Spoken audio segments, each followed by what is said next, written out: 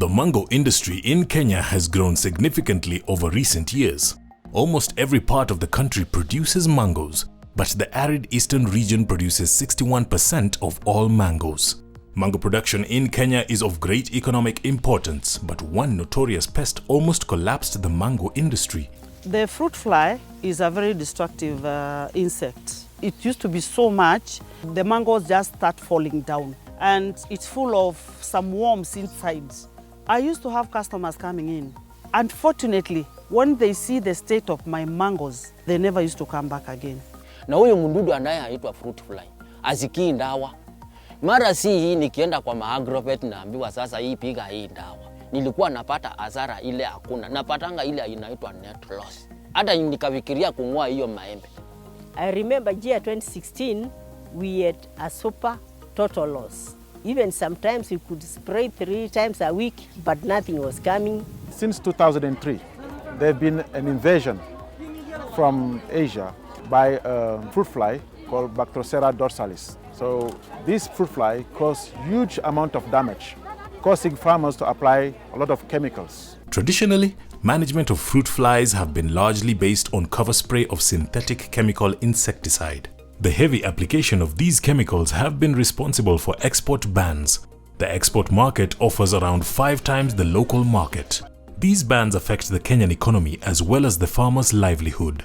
And thus, a project termed as IBCARP Fruit Fly IPM was started in 2013, supported by various stakeholders to enable IBCARP to develop eco-friendly technologies to manage the fruit fly. And now, with the generous funding from the EU, supplemented by a fund from BioVision Foundation, Switzerland, the technologies have been upscaled in selected action sites in Kenya and Ethiopia. In 2015, Anglican Development Services Eastern (ADSE) partnered with IBCARP to implement these technologies in 3 counties, Machakos, Makueni, and Kitui.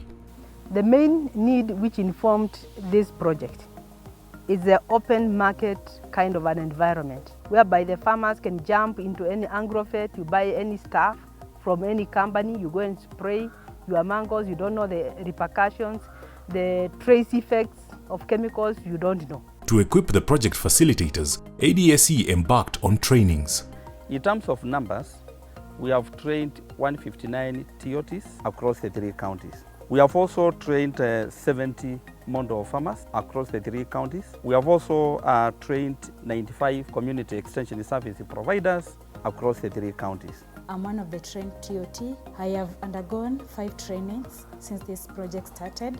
I've been training farmers at the set model farms, and within each training, we target a minimum of 40 farmers. I've gone through vigorous training by IBCARP and the ADS, so I'm an expert now. We were trained on the control of fruit flies, and we are disseminating the same to our local farmers within the village.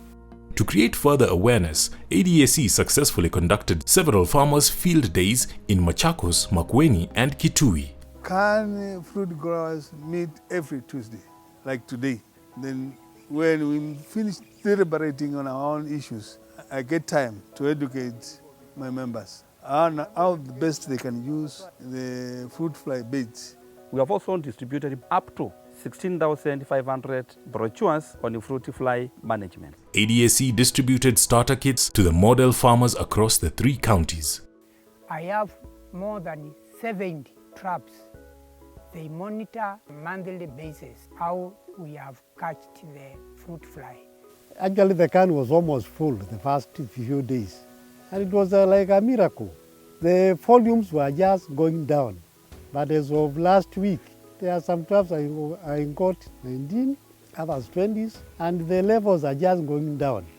Mara ya kwanza nilipoanza kuweka hizo mitego, sasa nilirecord fruit fly. Nilishangaa sana. 78,000 kwa huo muda wa mwezi mmoja. Ndio nikaanza kuambia wenzangu, wale wakulima wenzangu, hatufai kupiga maembe yetu ndawa. Kuna njia ya kudhibiti huyu mdudu. Jumana sasa wamekuwa minimal. Orchard sanitation has been taken up by most farmers very well. One thing I appreciate about ADS, apart from giving us the traps, they trained us on good agricultural practices. Before, all the fallen mangoes, we used to leave them in the farm. We didn't know that was the breeding place for the fruit fly. Watu pia wa ADS wakatuambia kuna wadudu wengine wazuri, walisema wadudu wazuri wakukula wale wadudu wabaya, na hao wadudu walituambia wanaitwa parasitoids. Wakaja wakarelease container karibu 3, kwa hivyo inaendelea na kumaliza fruit fly, na nimeamini sababu sioni sasa maembe ikianguka. In addition, all the model farms received an augmentarium. Watu wa ADS na IBCARP wamekuja wakatupatia the technology ile net.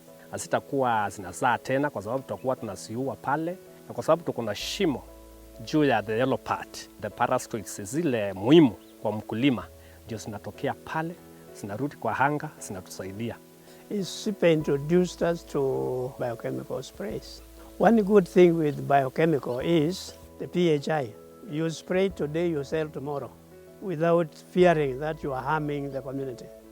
So biochemicals are really good and we are turning to them, we are using them.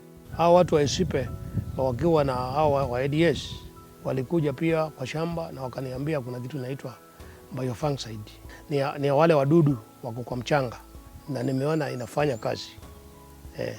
Last season, which is off season, I didn't get any post-harvest losses.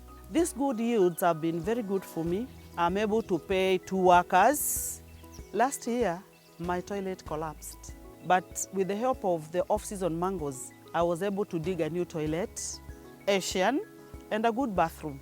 So I feel I've upgraded my family in terms of sanitation.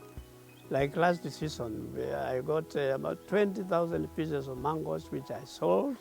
This is a high yield as compared to in the past. Mango means money. If people are buyers, they appreciate that they are getting better mangoes than what they are getting before. Even with the time, maybe we shall be able to export our mangoes and get better pay.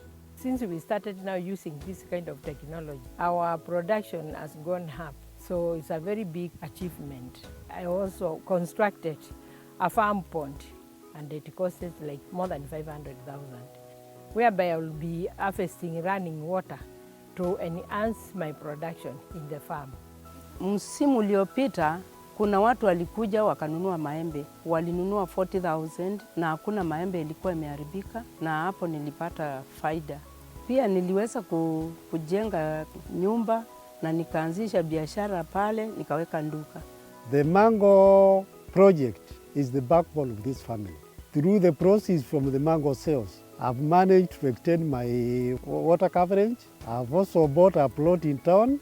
As we talk now, I'm a landlord. Asa kama ningeweza kusema ile ukweli, tuseme 98% ya maembe ni yenye nilikuwa nayo kwa shamba, nilipata pesa mzuri. Na nilikuwa nanunua kilo moja kwa shilingi 25. Sasa hapo nikauza tani 17. Ukifanya haya mahesabu, hata wengine msinipigie simu. Ndio nasema maembe ni pesa. We were supposed to target 10,000 farmers, but we surpassed that. We've achieved 14,000, meaning that many people are accepting the technology, they are happy with it, and they are ready to adopt it. With this great impact, more and more farmers are trooping into the model farms and adopting these technologies. Peter from Machakos is one farmer who has become a great teacher. Huwa tuko na kikundi fulani, tuko wakulima kama 10. Tulikuwa na shida ya maembe. Zote zinakuwa ziko na wadudu ndani. Ndio tulipata rafiki mmoja. Akatuambia kuna mtaalamu anaitwa Peter. Wakati alitutembelea, alikuja na hizo mitego za IBCARP. Na kutoka hapo tukamtuma mingi. Siku hizi maembe zetu ziko sawa. In terms of what I think should be the best way forward, this was just like a pilot. And after you pilot, you are expected to scale out to more farmers. Even we need to be asking ourselves, what next after a lot of production of good fruits? Can we be able to link these farmers with more prime market, like the European market? Can we also venture into value addition? ADAC also collaborated with the private sector, Ministry of Agriculture and NGOs to aid in disseminating these IPM technologies. In Agrovet, we actually sell a lot of fruit flies, mango traps. Its uptake has been really good For example, like in the last 3 months, we have been able to sell like approximately 2,000. In terms of affordability, we believe that the technology is very affordable to the farmer because a farmer needs 4 of the Bactrolua trap to cover an acre. That means for 1 acre, you need about 1,200 Kenya shillings to manage the pest effectively. A farmer only needs to apply it maybe twice during the entire mango season. Working with IBCARP and ADS around Machakos, I can say we have reached more than 1,000 farmers, and in Makueni we have covered more than 3,000 farmers. I'd like to urge IBCARP to continue the partnership, even through ADSC. Out of the 4,500 hectares, we've covered about 2,000 hectares. So as we look to more markets, we want to ensure quality and quantity isn't compromised. Without the support of the EU, you wouldn't be able to achieve all this. This is why we take this opportunity to thank the EU for this generous support of the fruit fly component, and to train also students, PhD students, master students, to make sure that the knowledge that has been gained in this project remains. And I also have to mention the partnership with ADSC, which was essential because we needed people on the ground to help the farmers. As the Anglican Development Services, we want to really appreciate this partnership that we had with the European Union through IBCARP. So we call upon them and tell them that there are still issues that are ahead of us, whereby the farmers are asking, so what? Which we need to still team up together and see what can be done.